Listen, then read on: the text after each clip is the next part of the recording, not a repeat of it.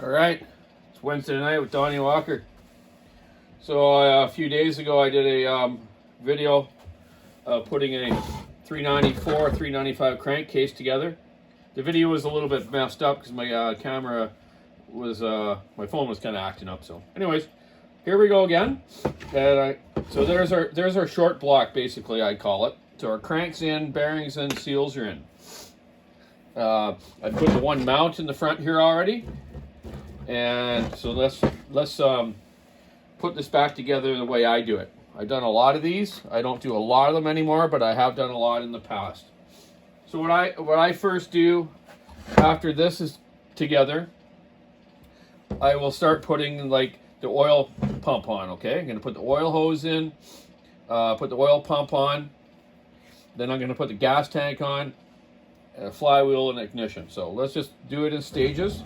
I find it the easiest way to do it is put the tank on first before you put this top cover on, because then you got to try to feed the fuel line and the throttle cable up through there. It's harder. You can do it. It just takes a bit of talent and practice, right? So okay, let's go find our oiler line. Everything's all in the box here after I took it apart last time. Take your oiler line. I inspect everything when I do saws, you know. Like, I can't have these failing when the guy takes it into a logging cap in the middle of nowhere and packs it up 1,000 feet and it doesn't run. He gets kind of mad at me. That's happened a couple times, but not a lot because I'm pretty thorough. Not being conceited, I just try to do it right. Okay, so it's all together. Here's your oiler line. You want to inspect your screen, make sure it's clear and doesn't have any rub marks. Some of these dangle around the bottom so much after a lot of time, they'll actually wear a spot in it here, and then the holes are a lot bigger than the holes that should be in there to filter it properly. So it's all clear. Let's put our oiler line in. Okay, plunk her down there. Okay, it's in. Now our oiler, give it a little inspection. Make sure the gear's turning good. It's not all full of crap. You're where the oil goes into the oil pump and where it comes out. And remember, on the oil pump, there's this little grommet on here, kind of a flat grommet, and that's got to be on there to seal for the input to the bar. Okay, so this side here seals against the oil hose that we just went through, and this little seal is going to be where it outflows to your bar. So all the screws are still in here. It's nice and cleaned up. I'm just going to set that down on there now and put our screws in. It's a 3mm Allen wrench to put them in. I don't have a 3mm type Allen wrench for my ratchet, but I don't really need it. These are just simple, okay? Get them in, torque them in pretty good. We're not dealing with a D8 cat here, we're just dealing with some magnesium, so just a good hand tight is good, okay? Okay. So that's the oiler back on. Your gear's there. Oiler gear. And we'll find the oiler pinion. And on these 395 and 394s, there's a flat washer that goes on first that sits against the step of the crank here. Okay, then the oiler gears goes on. Inspect your gear, make sure that it looks healthy. It's not all wore out on the gear here, which it isn't. And your teeth here for the drum where it drives it is in good shape. Okay, slide that on there. Just turn it in, okay? So it's moving the gear. It's all good. We might as well go ahead and put the clutch drum on. And I won't torque the clutch on right now, but we'll just put it on so this oiler gear doesn't fall off as we're working on it. On the clutch itself, you know, inspect your drum, make sure there's no cracks, it isn't worn. Husqvarna clutch drums last forever. They're very good, you know, like most of the time a clutch drum will last the life of the saw, which is pretty darn good. Some of the competitors' ones are so thin now that you're on top of the bearing and the clutch drum and the oiler gear all the time. Okay, kind of a bummer, but these, yeah, pretty much lifetime of the saw. Check, make sure your hard surfacing in the drum here is still good. Okay, looks pretty darn good. Get our bearing. inspect it, make sure there's no cracks, it isn't blue. Put that on there, under the crank first. Then we want to check the sprocket that goes on the drum. If you notice the sprocket, and I don't know if I showed people this before, on these organ sprockets, there's a wear line, okay? This thing's wore right out down to that line. So now it's going to throw the pitch of the chain off a bit and make it, you know, get tight and loose. Just doesn't, you know, it can fly off too. So guys should replace those every couple of months, and you know, just inspect it first and replace it. You can see how wore that one is, eh? Yeah, there's the new one compared to it. So yeah, toss that, put the new one on. Get that onto your spline of the clutch drum, put it on the bearing, and just turn it till it matches into the oiler gear, okay? Now, almost all pro Husqvarna chainsaws, you can grease the bearing through the end of the crankshaft. Take your grease gun, give it a couple pumps, just easy, nothing heavy. Keep turning the drum till the grease is all the way around, okay? There you go. That's good now. We'll take our clutch, inspect the clutch. Make sure there's no cracks. Your springs are good. These are beefy clutches. They're really good. These type of clutches with these 3 type of springs like this, if you got an old 2100, 288, older, what else models? You know, the 200 series type pro saws, you can use this clutch off a 394 or 395 and use and replace with the old garters type spring ones that you can't get the springs anymore. There might be aftermarket ones, but I won't use them. Okay, so let's get our clutch on here. Lefty tighty, righty loosey on clutches that are outboard clutches on most Husqvarna saws. Pretty much all of them, actually. It's going to hold the rod up so it doesn't fly around and give us a little ratchet tightening. Okay, that's enough. I always do that before I put the flywheel on.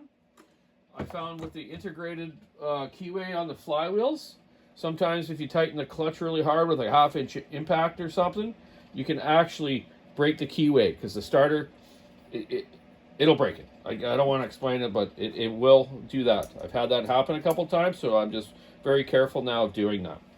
Just going to clean the flywheel off a little bit here. The dirt build up in it. And let's put the flywheel on the other side now. So far we got the oiler on, clutch drum. Now we're going to go to this side, take our flywheel nut off, put our flywheel on, get the keyway lined up, wham bam. I'm missing the washer, there it is, and the old trusty box of parts. Get that on. Take our 13mm socket and give this a good rattle. This snap-on impact wrench is awesome. Yeah, it's the best one I've had so far. You get used to your power tools, right? So you kind of know the judgment of it. Get it so it's seating good, then give it a 2 good ones like that. That ain't gonna come off or come loose. Okay, so that's on. We can put our ignition on now and set our gap of our coil. So let's do that. Again, inspect the coil, inspect the wire, make sure there's no rub spots in it that's going to arc out against a cylinder. That'll make it misfire and run weird. 2 little 3mm bolts here too. I'm just going to take and blow the holes out of the nut. Remember, Allen wrenches versus Torx isn't as good, right? Those Torx screws and Torx wrenches, you hardly ever strip a screw. So let's get our magnets just past there. We'll get our coil on here and start a couple threads. Then we'll put our gapper on there. So the gap for the coil with the Husqvarna gauge is, this is 0.2mm, and I use this one for everything actually. You know, it's roughly, let's find out in thousandths. Okay, a lot of us have been working with thousandths for years. You know, I went to school, I think it was grade 4 or something, after I failed grade 3. Yeah, I failed grade 3. 9 thousandths, okay? They changed from English to metric. And really, as I started doing engines years ago and more stuff with go-karts and stuff, which was a lot in metric system's way easier once you know it. But if you didn't know it, you know, obviously it's not as good, right? Why doesn't that feel right? Magnet just feels weak. There we are. Okay, let's get it on the right side. There we go. See how it sucks up against the magnet? Get your gapping tool right on both legs of that coil. Move it around a little bit. If you hold it upwards, it gives it a little more advance. If you hold it down, it gives it a little more retard.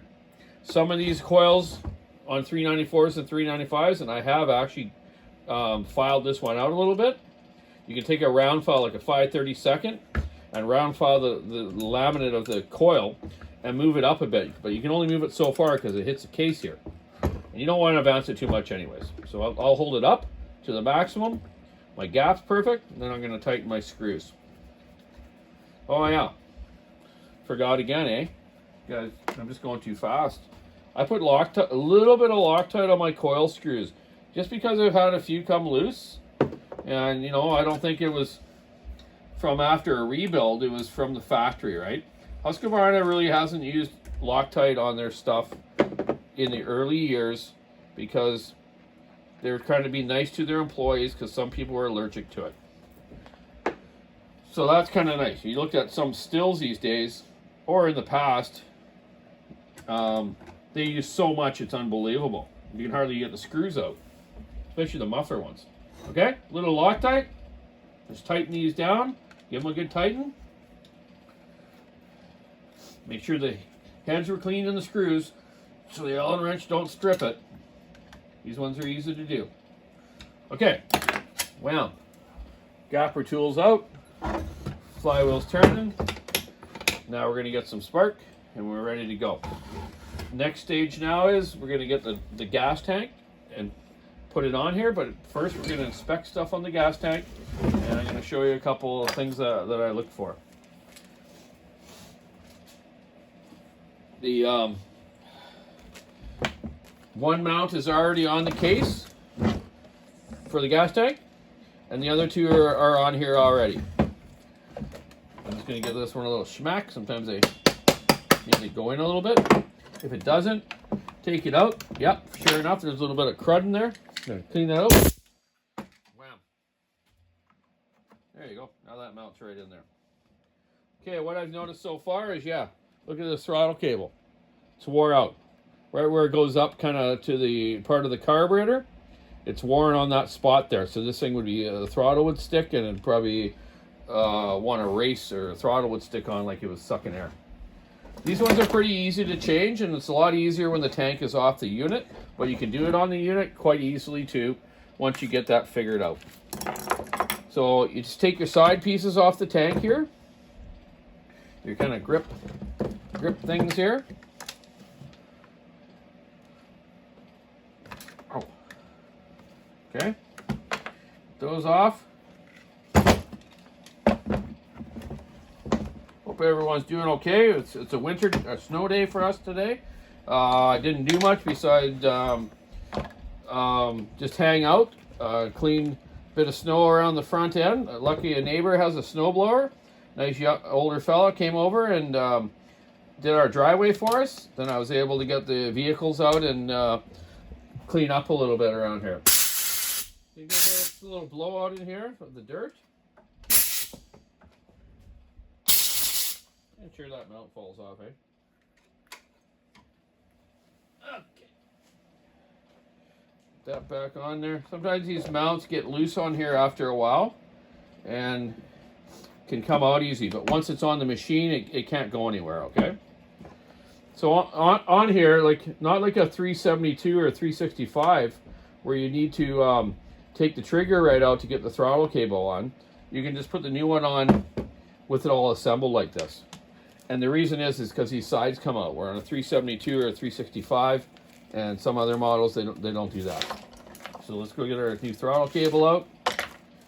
I didn't have a new throttle cable, and I thought I might have a used one that was good, but I didn't. So I ran down to a local shop in town here and got one. So thanks very much, Donny, from Highway Power Marine.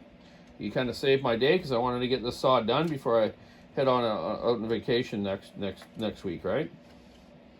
So he only had one. Lucky he had one. He doesn't really stock a lot of big saw stuff because they don't really do a lot of pro saws at this local shop here, compared to Walker's at my brother's shop or our family shop. So yeah, get the wire into the trigger part on top, then push it into its little kind of holder on the trigger.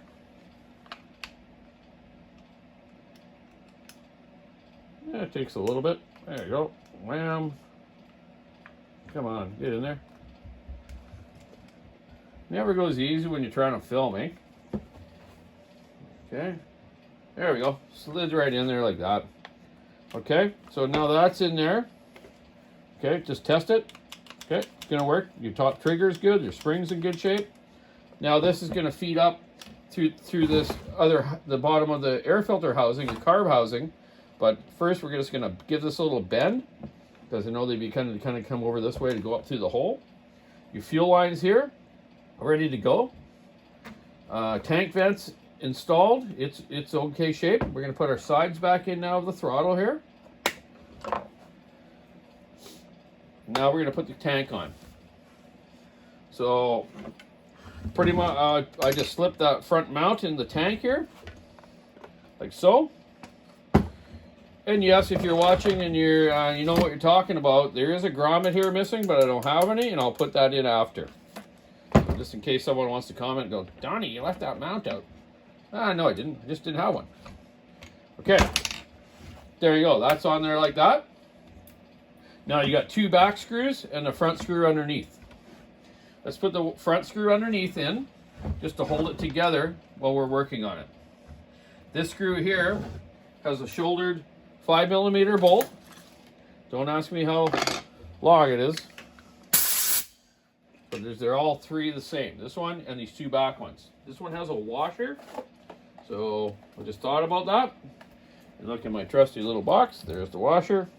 We put the washer on the bolt and run her in. Now we can use some of my socket impacts. This is my 4mm long one for Huskies. So there we go. We don't have to turn that T-wrench so much. Give that a little bit wrap. Test it with your hand tool. I always check stuff by hand after I use this impact. I never trust the impact, even though I know it actually works pretty good. I just don't. Just a habit you build up when you're doing different stuff. So there's our tank on the unit now, on the crankcase. There's our fuel line and our throttle cable. This one I'm not putting the vent line up into where the carburetor area is, because we're running a vented cap, and I'll go over that in a minute. But there is a vent still in it. It might not work right, but that's the reason we use the tank vent for extra venting, because there has been problems with them. Let's take our top our filter base now, which has got our two grommets here, or rubber mounts I should say, for the back of the carburetor. Our choke here, ready to go. Our ground wire for our switch. So yeah, it's all good to go. So what we're gonna do now is set this on here. Gonna get the throttle cable up through the throttle cable hole, and the fuel line up through the fuel line hole there. I use these limiter screws, These are always in the side of the case.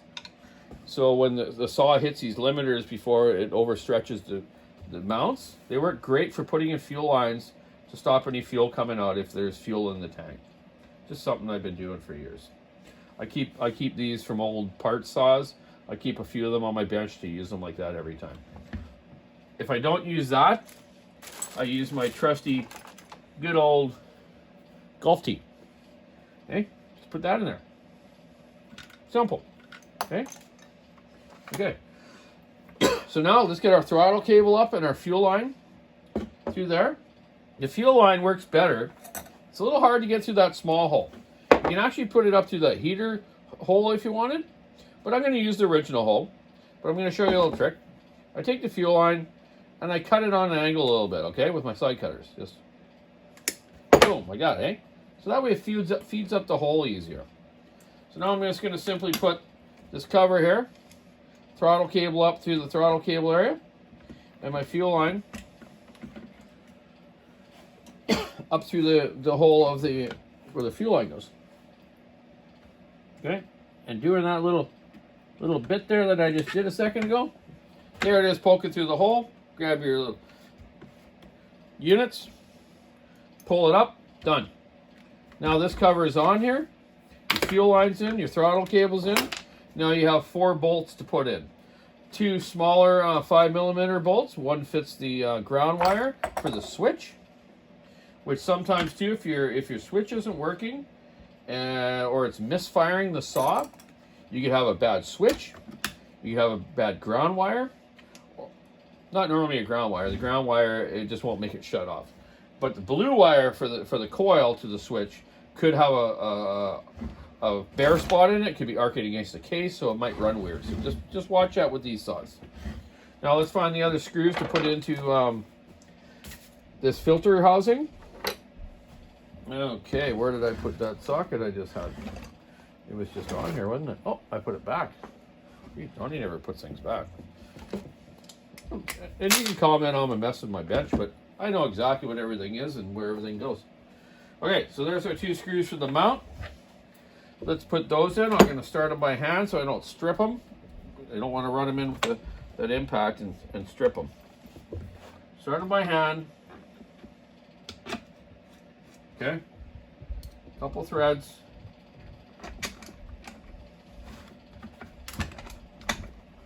Okay, now you can run them down with the impact.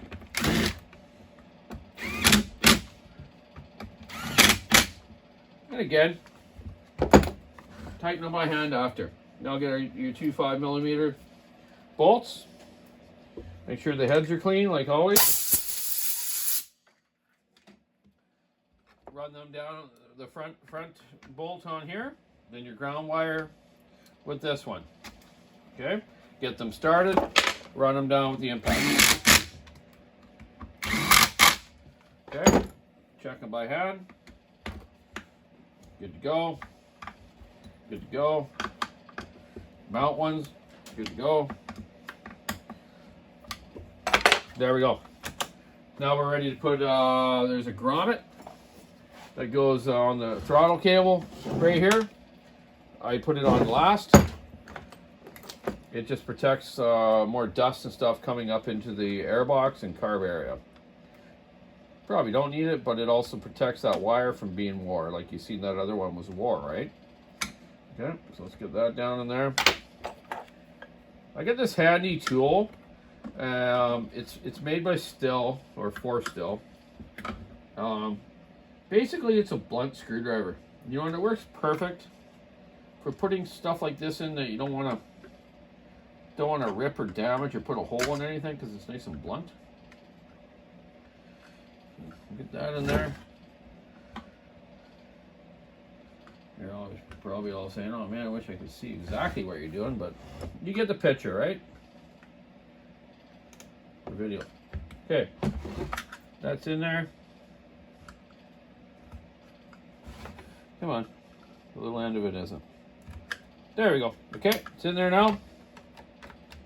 Okay, so the throttle cable's ready to go, fuel line's ready to go. Let's cut the throttle cable now square, so it's going to go in the carburetor properly. Bam, bam, ready to go. Okay, now, next step is we're going to put the cylinder on first, the piston, or I should say the piston, then the cylinder, then the carb. You can actually put the carburetor on the cylinder and intake adapter and put it all on at once, but I don't like to do it that way. I like to put the carburetor on separate just to make sure everything's lined up right. Plus I'm going to go through this carburetor because remember the reason I'm doing this saw because it sat out in the bush with a bunch of water and the bottom end bearings are rusted. That's why I'm doing this rebuild, right? Okay, so let's get our piston on. First, we're going to put a gasket on. I'm going to put a little bit of glue on it just to hold it in place while we get the piston on and the rest of it. A little bit of motor seal on the gasket, just a real thin bit of it. Don't want to really add any clearance to the squish, right? Just enough. I don't know. You don't need to do this, but I do. Like, again, habits, man. Every mechanic has their little things they like to do, and hopefully they're good. They could be bad, but whatever. It's what I do. I think it's good. So get the gasket on there. Get all your kind of bolt holes lined up, and just let it sit there. You gotta watch your conrod though. As the conrod moves front to back, it can move the gasket and it gets out of line of the holes, but just kind of watch at the last minute. Just make sure it's lined up, okay? So we'll just get that on there. Got my little bag in the box here, which has the wrist pin, the top end bearing, and the circlip in it. I always put it in a little bag so I don't lose them. If they're in that box with all those nuts and bolts and it gets strewn around in a box and you haven't done it for a while, it's been sitting around, then it's nice to have everything in order, right? So yeah, let's lay out this now. There's a top end bearing, give it an inspection. Rollers look all nice and clear, clean, no purpling, no cracks in the bearing. Never really had any problems with these top end bearings on these saws. I don't think I've ever had one problem with them. The 394s were the king of the woods here for a long time. Did a ton of them, man. Me and my dad ported tons of them. We balanced some crankshafts on some of them. We didn't really need to. Huskies are smooth anyways, but we have a couple customers that have very sensitive hands. And so sometimes we'd balance the crankshaft and make it a real ripper. It gave it better performance too when it was balanced. A little bit of oil in the wrist pin. I cleaned the piston top up. Rings are still good. This thing's in great shape still. Yeah. There was nothing wrong with it, this saw besides it sitting in water and the bottom end bearings got rusted. Remember on your pistons, the arrow on the piston goes towards the exhaust. And your ring gaps on this, or ring gap dowel pins go on the intake, because you obviously don't want them in the exhaust or it's going to catch a ring. Some people do that wrong. Just remember though, in almost all two strokes, the arrow on the piston go towards the exhaust of the saw or machine that you're working on. Okay, our bearings in, wrist pins in the piston. I'm just going to slide this on here now. Get our wrist pin through the bearing. Kerplunk, kerplunk. Bucket does that all the time. Kerplunk, kerplunk. That's funny. How you doing, Bucket? I just talked to him. He was supposed to come up here today, but because of the snow day, he didn't come. We're going to take his 394 and take it apart. His original one he bought off us, that he went falling with, and then he had his accident with. So it's going to be interesting to check out the wear of that saw after 25 years and what needs to be done to it. We're going to take it completely apart and rebuild it and put it back together. Okay, so there we go. We got our gasket on, our piston and rings, circlip, wrist pin on, of course. Okay. Now, let's get our cylinder. Look at our cylinder. It's got a little carbon buildup in the head, but I'm not going to deal with that. These guys run, I don't know what they run, man, but I noticed saws from this one outfit. And they got some pretty crappy oil or gas. So I'm going to inspect my pulse line. It's in good shape. Original 395s, you got to watch it. They used to have just a straight barb type fitting here for the pulse hose, and a lot of them originally would come off. The vibration or something would come off, but then they came out with a barb fitting that had little barbs on it, right? And then the line held on properly. Inspect your boot. Make sure there's no rips in it. Okay. Make sure your adapter here for your carburetor isn't all warped or cracked on the sides where the bolts go in, or it won't seal the carburetor right, and it'll suck air. I'm just going to check the clamp on the boot of the carburetor, make sure it's tight. Oh yeah. Okay. And take the spark plug out because I'm going to put a new one in it. This thing's all carboned up. Kaplank. Kerplunk. Into the garbage. Okay. Bore's good. There's not a lot of carbon in the exhaust port, but some in the head. So, gasket surface looks good. Our spring mount for our handlebar is good here. Decompression is good. Spark plug threads look good. Exhaust, it's been beat up a little bit. Looks like you ran the muffler a little bit loose, but it'll be okay. We'll put it back together that way. It was working okay. It's already been ported. Transfers have been flowed. Exhaust has been done, and it's been decked. Okay, let's get our cylinder screws out. They use 2 longer ones in the back part of the cylinder on 395s. 394s just use the 4 regular sized ones. Let's clean the threads up on them.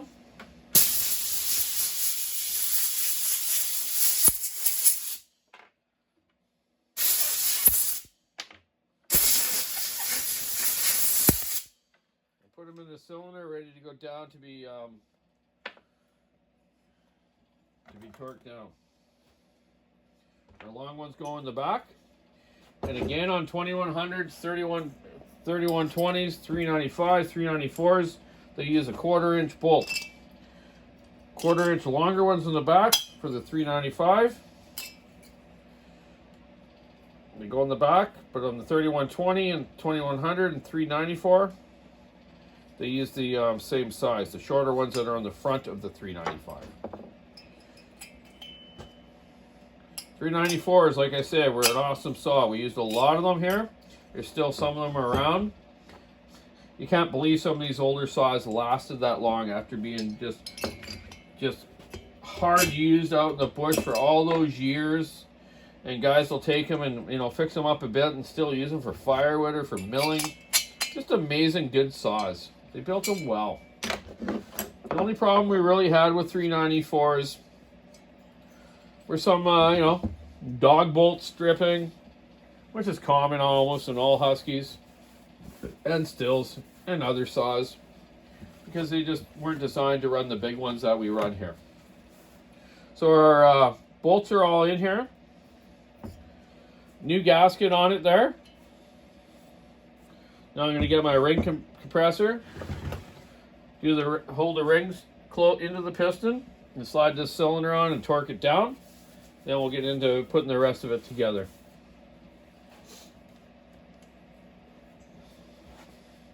I went in to the local saw shop there that was open today and got that throttle cable, but then I went to our daycare with Shelly and shoveled all the snow off the ramps going up into the building and the sidewalks.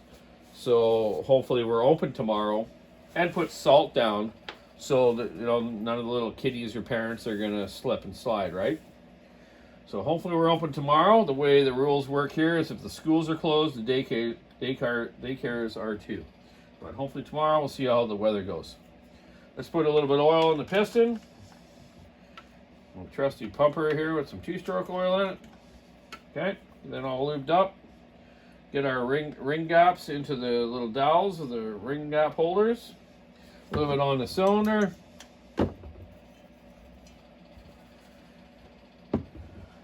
Our ring compressor on.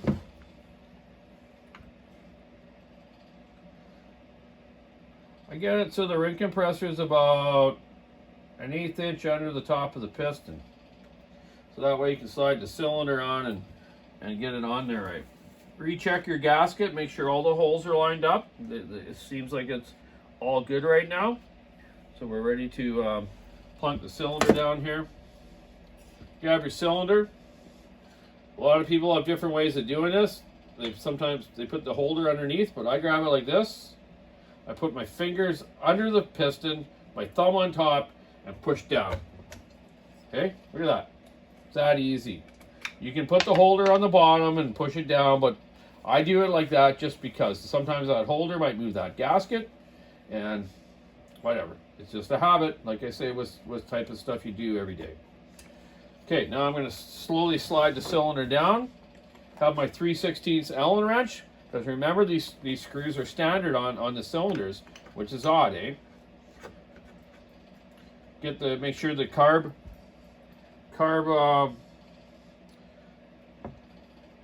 connector here is in the right place, in the right channel. Slowly push the cylinder down, and just slowly just start a couple threads on your first bolt. Go to the second bolt. Obviously making sure that gasket's lined up. Okay, go back here, make sure you look again. Make sure there's nothing obstructing what's going on. Looks good, that's in its right channel.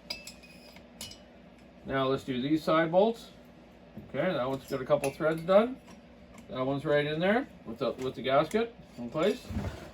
Now we can kind of push this down. Okay.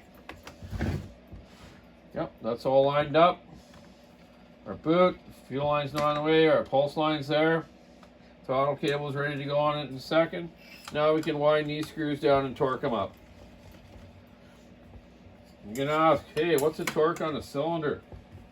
Oh my goodness, people ask that. I've actually asked Husqvarna engineers years ago, and they're like, I don't know, second click on your wrist. It's around 120 inch-pounds, I would say. That's kind of the norm, okay? But me, I don't use a torque wrench.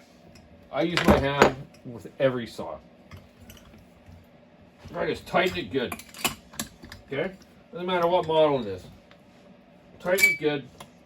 Second click of my wrist is 120 inch-pounds. Ha ha ha, eh?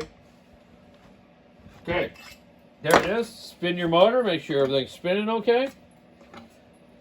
We're all good. Okay? Now, we're not going to put the carburetor on yet. We got the cylinder on, tank on, oiler on, ignition on. Now we're going to put our air injection system on, which is our black air tube. Where'd it go to? Uh-oh. Let's go look in the box. There it is. Here it is. So just make sure it's in good shape. It looks fine. It's got the little nubbins there that fit in the holes and the hole there for the bolt. You're gonna put that in. You gotta turn your flywheel to a certain position where you can get the bolt in. And you'll notice that on your flywheel where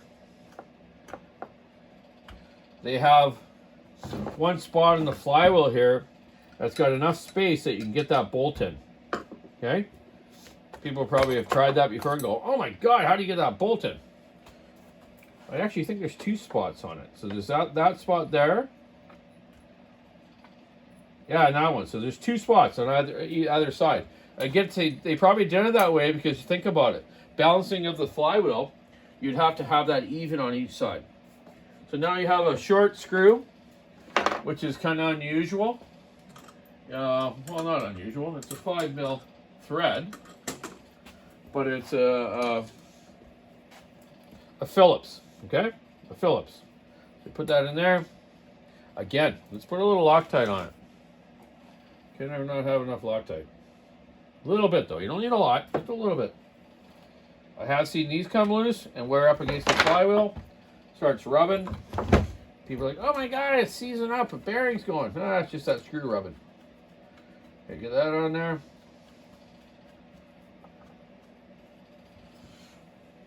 Tighten it good. Okay. There you go. So your air injection tube's on there, or turbo jet, it's that John Thread calls it. Okay. Now, what's next here? What's Donny Walker going to do next? Donny Walker is going to go through the carburetor. Then we're going to go through the starter. Then put the muffler back on and go from there. Let's put the muffler on now, actually. Then we're going to go through the carburetor. So one more step done. Check your flange here. Make sure it's in good shape. There is a gasket between this aluminum plate and the muffler, but I find some of those crap out on them, and the muffler comes loose, and guys wreck these things. So we're not going to put a gasket back on there. Old 394s never had one. 395s have them, maybe because they're trying to meet EPA specs a little bit more, so that way they don't leak exhaust, right? Get our old trusty muffler on here. That is the most favorite in the West Coast here, and most favorite of mine is the dual pipe system. I know there's a lot of people out there building weird mufflers, but we have to comply by regulations here. This fella, he doesn't really care. He just likes to run these, and if he knows there's an inspector coming in where you're supposed to have the 288 side pieces on here with screens, he'll just run his other saw that day if they know someone's coming. But this is the best tight muffler system going, hands down. Angled the pipe down this way, angled down this way to the chain, so it's not blowing straight on the tree. I see a lot of people building mufflers that blow straight on a tree. That ain't the way to go, man. Totally annoying. So these like this, sometimes I make them longer. A guy can put a hose clamp on them with a screen if they have to, but whatever. Okay, some people will just put the other type of muffler on. Okay, we got them on there. Get our muffler on. Got 2 small 5mm bolts in the bottom and 2 6mm lock nuts on here. Let's grab our screws. And here, definitely Loctite. I'll place on the studs, on the bolts. Bam, bam, there you go. Okay. Yeah, so we were supposed to be go-kart racing this weekend. And I thought, oh my God, what a stupid time of year to be doing it. There's usually snow or ice or something, but sure enough, after the snow here and the prediction for the weekend, that they decided, no, we're not running this weekend. We're going to change it to February 9th and 10th. That's right, 9th and 10th. Which I'm not sure if I'm going to be back from Hawaii by then, but I hope I am, because I do want to go to it. Not that I have a cart yet. I'm actually, well, I still have a couple of carts, but not the type of one that I want to race this weekend. So I just informed my couple of buddies that I was going to go with it. Yeah, it's been canceled and it's been changed. So let's get our 6mm nuts with the Loctite on the top of the muffler. Nice and tight first. Give them a good torque, eh? And it's something you should be checking on this type of model. 3120. Always check your muffler bolts for tightness after using it for a few days. They're not that great of a system. Okay. Bottom ones. Check them by hand. Don't be confident with impacts. Okay. So there's our muffler on.